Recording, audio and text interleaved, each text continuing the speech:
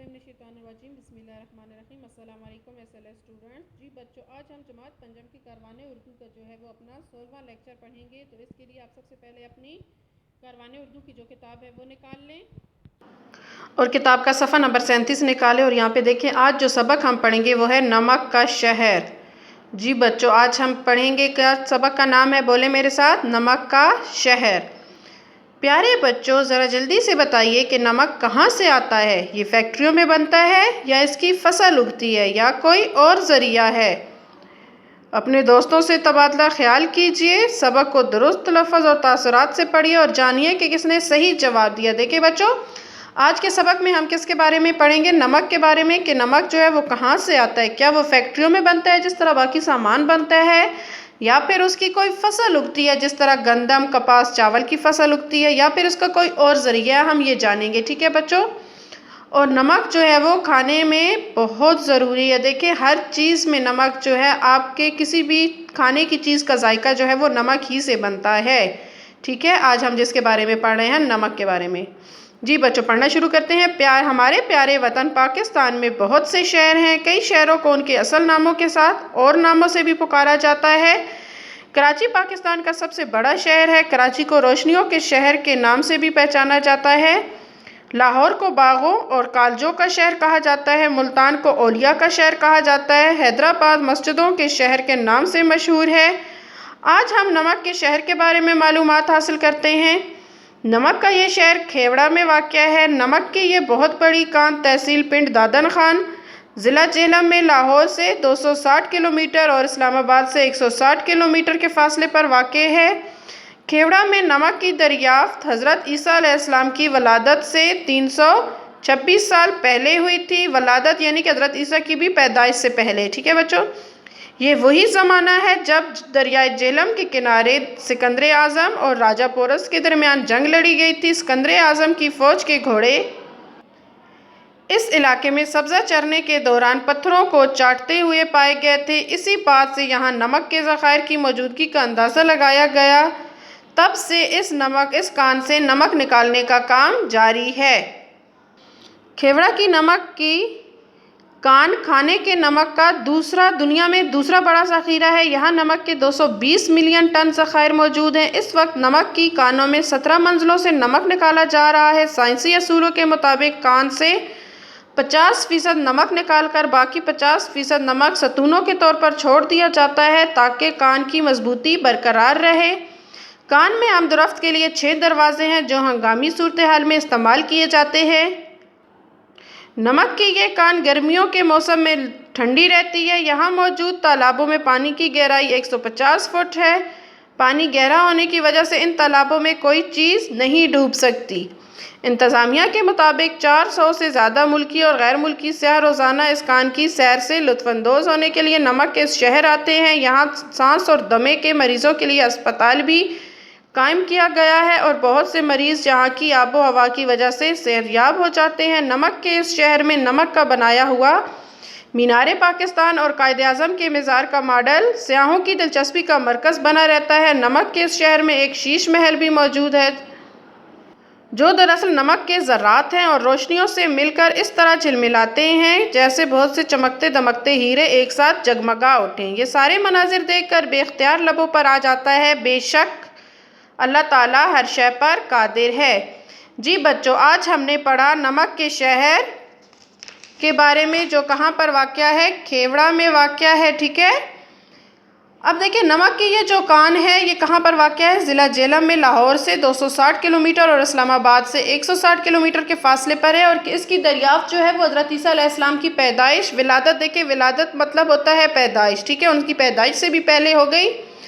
जब सिकंदर आज़म और राजा पोरस के दरमियान जंग लड़ी गई थी तो सिकंदर आज़म के जो घोड़े थे वो यहाँ पर आराम के वक्त यानी कि सब्ज़ा खाते हुए उन्होंने क्या देखा कि उनके घोड़े जो हैं वहाँ के पत्थरों को चाट रहे हैं। ठीक है, घोड़े जो हैं वो नमक के पत्थरों को चाटते हैं। ठीक है, तो इस वजह से अंदाज़ा लगा लिया गया कि यहाँ पर जो है नमक के ज़खायर मौजूद हैं। और वो वक्त है, और आज का वक्त देखें कितना टाइम गुजर गया, कितना अरसा गुजर गया, तब से लेकर आज तक उस कान से जो है नमक निकालने का काम जो है वो जारी है।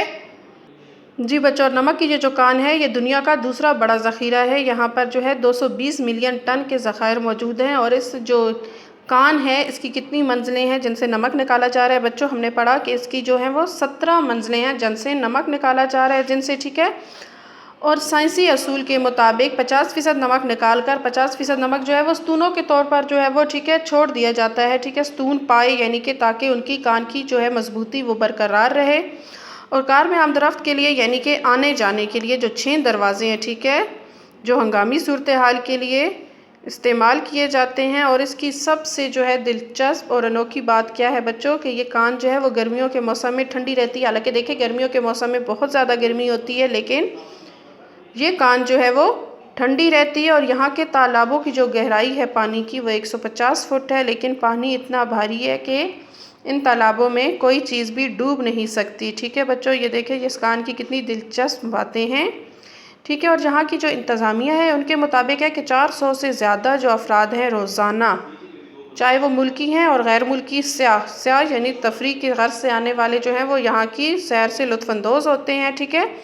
यहाँ पर सांस और दमे के मरीज़, दमा कहते हैं बच्चों सांस की एक बीमारी होती है जिसमें आपकी सांस जो है वो उखड़ने लगती है, ठीक है, उनके लिए एक अस्पताल भी कायम है। और यहाँ की आबो हवा जो है वो बहुत अच्छी होती है जिसकी वजह से यहाँ मरीज़ जो है वो सेहतयाब भी हो जाते हैं। और इस नमक के शहर में नमक के बनाए हुए बहुत सी चीज़ें अंदर हैं जिनमें मीनार पाकिस्तान है, कायद आज़म का मज़ार है, ठीक है।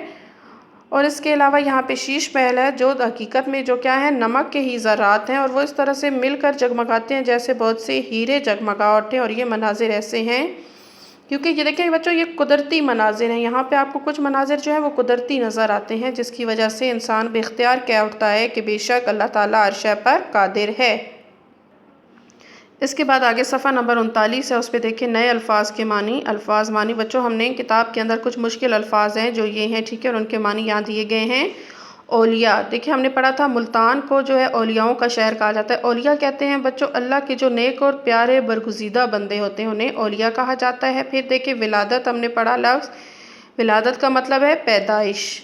दमा सांस की बीमारी, जैसे मैंने आपको बताया था कि दमा जो है वो एक सांस की बीमारी है जिसमें आपके सांस जो है वो उखड़ने लगती है। फिर आमदरफ्त यानी आना जाना, ठीक है। स्याह सफ़र करने वाला, मुसाफिर जो सैर की गर्ज से सफ़र करे।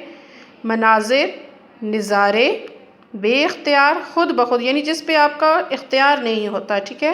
कादिर अल्लाह ताला की सिफ़त है ये जिसका मतलब है कुदरत रखने वाला। सतून पाए, ठीक है, जो मजबूती के लिए इस्तेमाल किए जाते हैं। ज़ख़ीरा ख़जाना ढेर, जैसे देखें बाज़ोकात आप कहते हैं कि गंदम अगर कोई चीज़ इकट्ठी एक जगह पे ढेर लगा हुआ हो तो हम उसे कहते हैं ये चीज़ ज़ख़ीरा की गई है, यानी किसी भी चीज़ की एक जगह बहुत ज़्यादा ढेर लगा हो तो उसे ज़ख़ीरा कहा जाता है। जी बच्चों ये मुश्किल अल्फाज हैं, ठीक है, और उनके मानी हैं जो आपने अपनी कापी पर बहुत खुशखत करके लिखना है बच्चों। अब अगली सरगर्मी देखें, सफ़ा नंबर जो है 40 पे सरगर्मी नंबर 5 मिसाल के मुताबिक हरूफ की तरतीब दुरुस्त करके अल्फाज बनाइए। देखें हमारे पास यहाँ एक तरफ से जो है हरूफ दिए गए हैं जिनकी तरतीब बहुत गलत है। नून रे, देखिए वाओ छोटी जे शीन। अब देखिए ये तो कोई लफ्ज़ नहीं बनता, नरूश, देखिए अगर इस तरह से, लेकिन इनकी ये लफ्ज़ हरूफ की जब हम तरतीब बदल दें तो मिसाल इन्होंने हमारे पास दी है एक नए लफ्ज़ की जो कि है रोशनी। इसी तरह से देखिए आगे नीचे हर फ़ैन की तरतीब बदली और इनको जब हमने मुकम्मल तरतीब दिया तो सब्ज़ा, देखिए सीन पहले, फिर बे, फिर जे और फिर हे। बहुत ही दिलचस्प और मज़े की सरगर्मी है, आपको ये सरगर्मी करते हुए बच्चों बहुत मज़ा आएगा। इसके बाद देखिए अगली हर्फ जो हैं उसमें हमने उसको हर्फ की जब तरतीब जो है उसको दुरुस्त की तो कौन सा लफ्ज़ बनाया, इस्तेमाल। उसके बाद देखिए जब हमने इन हरूफ की तरतीब को दुरुस्त किया तो लफ्ज़ बनाया तालाब। अगले हरूफ जो हैं उनको जब तरतीब दुरुस्त दी तो मैदान लफ्ज़ बना, और उससे अगले जो हरूफ हैं उनकी जब तरतीब दी तो एहसास बना।